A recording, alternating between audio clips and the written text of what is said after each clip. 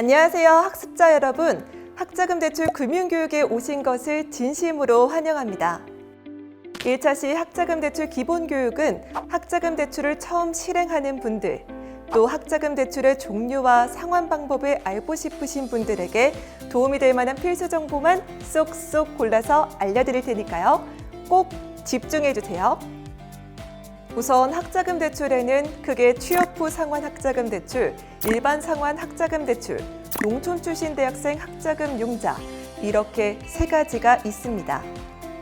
각 상품별 특징을 간략하게 말씀드리자면 취업 후 상환 학자금 대출은 발생 소득이 상환 기준 소득을 초과했을 때부터 상환이 시작된다는 점이 특징입니다. 일반 상환 학자금 대출은 취업 후 상환 학자금 대출과 다르게 거치 기간 및 상환 기간에 따라 상환 시점을 설정할 수 있고요. 농촌 출신 대학생 학자금 융자는 농어촌 지역 거주자 등 농어촌 관련 자격 요건이 충족됐다면 무이자로 등록금을 융자해주는 상품입니다. 각 학자금 대출 상품의 주요 특징 다시 한번 살펴볼까요? 각 대출 상품의 특징을 알아보았으니 이제 대출 신청을 해야 하는데요. 그 전에 이번 학기의 금리는 얼마인지 성적 조건과 소득 조건이 충족되는지를 사전에 반드시 한국장학재단 홈페이지에서 확인해 주세요. 학자금 대출 상품별 상세 요건 다음과 같습니다.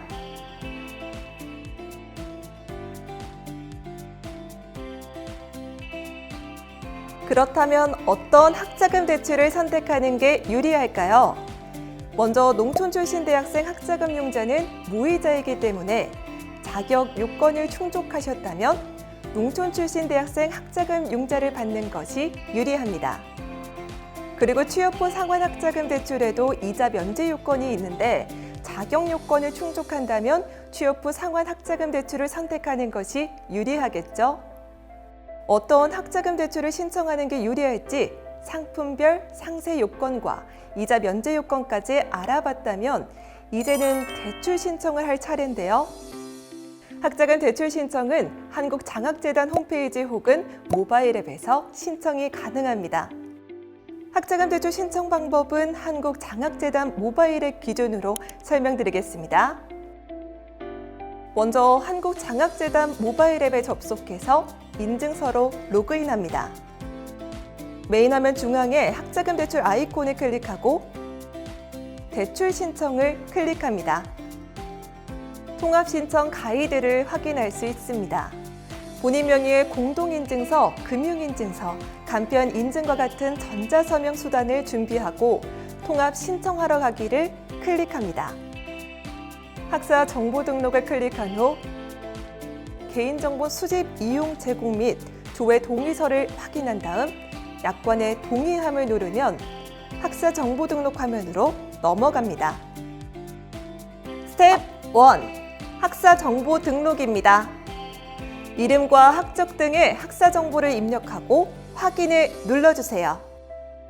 재학 구분은 신청학기 기준으로 신입, 재학, 편입, 재입학 중 선택해야 된다는 점을 유의해주세요.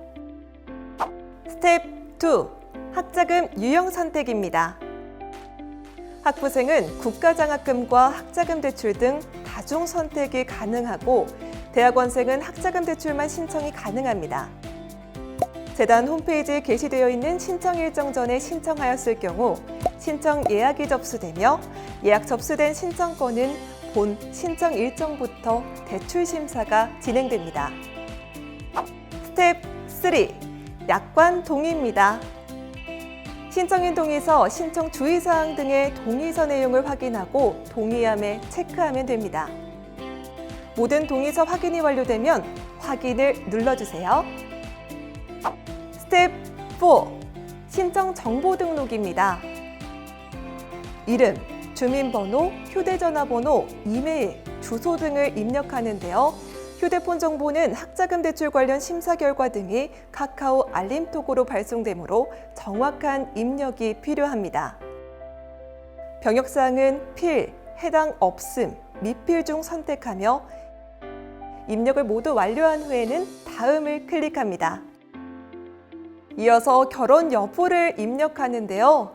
미혼을 선택했을 경우 아버지, 어머니, 형제 정보를 입력하며 기혼을 선택할 경우 배우자, 자녀 정보를 입력하고 확인을 클릭합니다.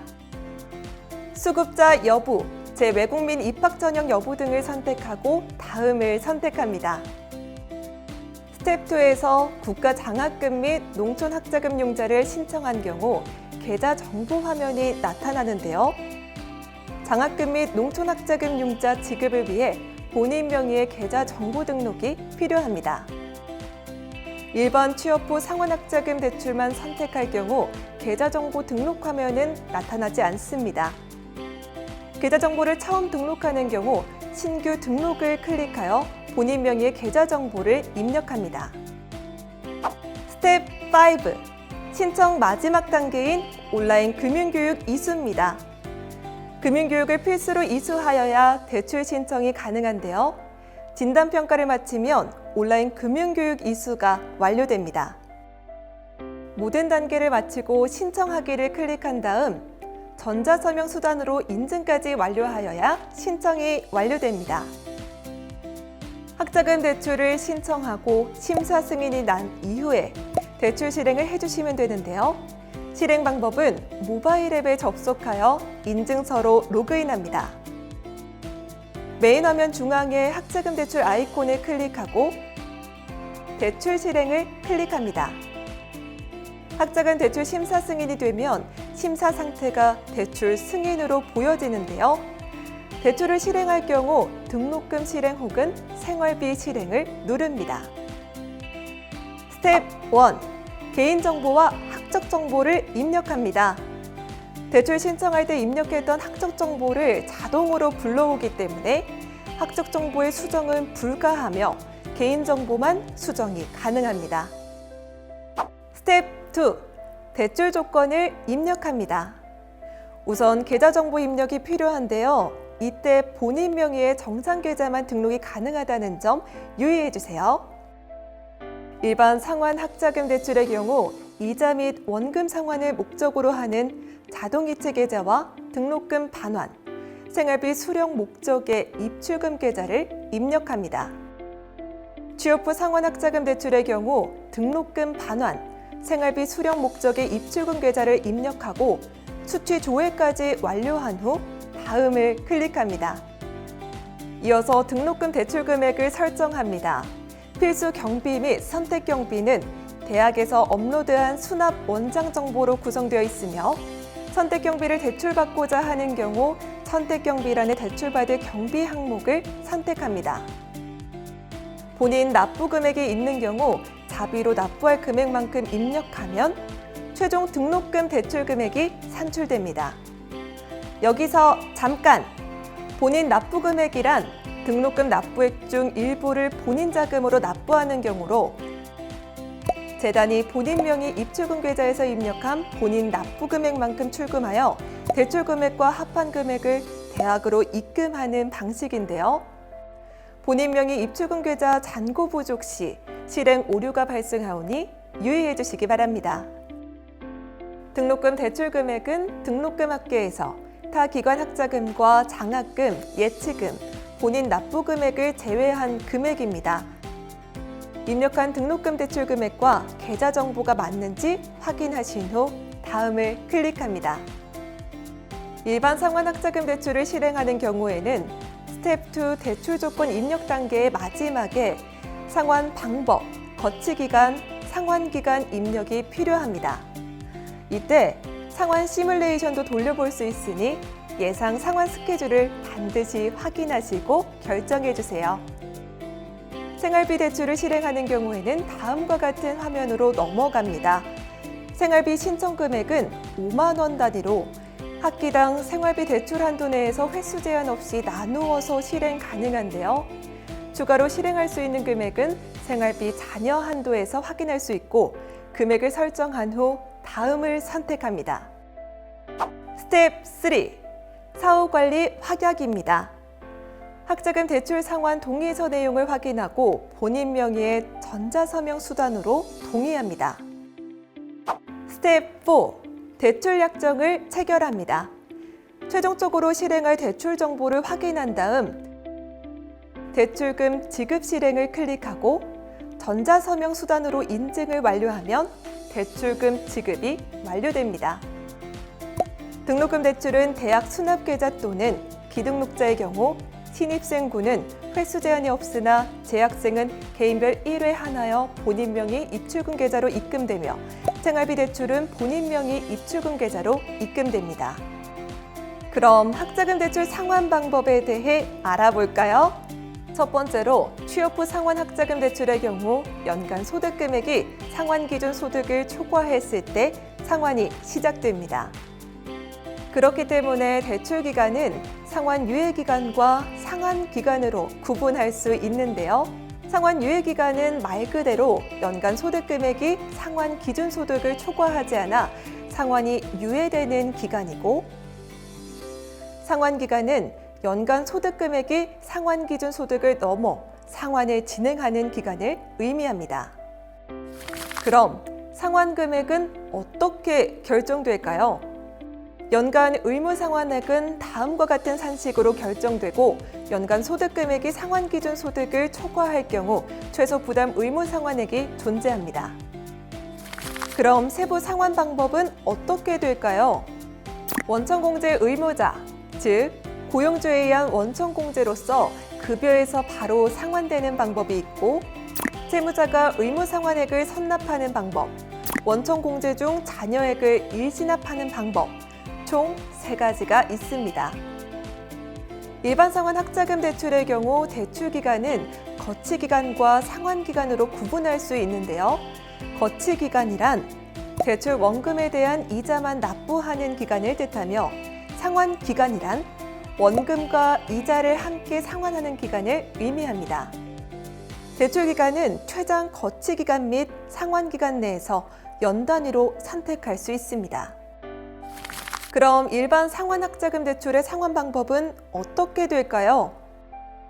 원금 균등 분할 상환, 원리금 균등 분할 상환, 이 2가지 중 선택하실 수 있습니다.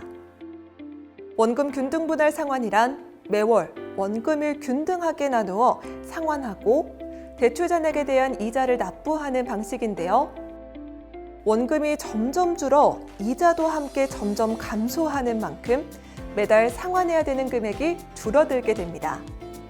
원금 균등 분할 상환 방식은 총 상환해야 하는 이자 금액이 적다는 장점이 있지만 매월 상환 금액이 달라 상환 계획을 잘 세워야 하고, 초기에는 이자가 높기 때문에 대출 초반에 자금이 여유롭고 총 이자 금액을 최소화하고 싶은 분들에게 적합한 상환 방법입니다. 반면 원리금 균등 분할 상환 방식은 매월 원금과 이자를 합쳐 일정 기간 동안 동일한 금액으로 상환하는 방식입니다. 원금 상환 비중이 점점 커지는 것이 특징인데요. 원리금 균등 분할 상환은 매월 일정한 금액을 상환하기 때문에 상환 계획이 편리하다는 장점이 있지만, 원리금 상환 초기에는 원금 비율이 낮기 때문에 총 납부하게 되는 이자 금액이 원금 균등 분할 상환에 비해 높습니다.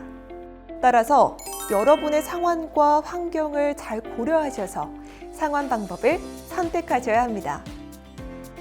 지금까지 학자금 대출의 세부 종류와 상환 방법에 대해 자세히 알아봤는데 어떠셨나요?